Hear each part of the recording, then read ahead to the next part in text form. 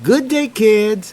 Ang pag-aaralan naman natin ngayon ay ang paghahambing ng dalawang bilang gamit ang mga symbols like greater than, less than, or equal sign. Ngayon, paano natin gagamitin ang addition table to compare numbers?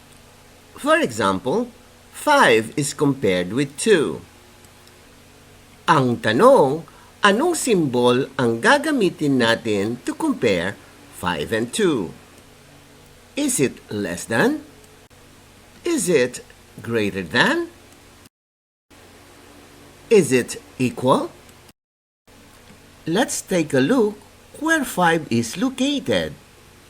And let's take a look where 2 is located. Any number on the right side of 5 is greater than 5, whereas any number on the left side of 5 is less than 5.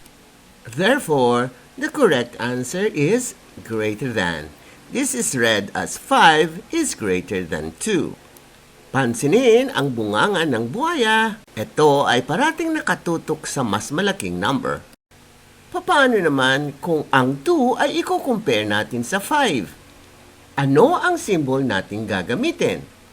Is it greater than, less than, or equal? Which one is correct? This one. 2 is less than 5. Pansining mabuti ang tutok ng bunganga ng buwaya. Ito ay nakatutok sa mas malaking bilang. Walang kulelat sa math. Walang kulelat sa math. A campaign on numeracy brought to you by I Volunteer for Filipino Children. Walang kulelat sa math.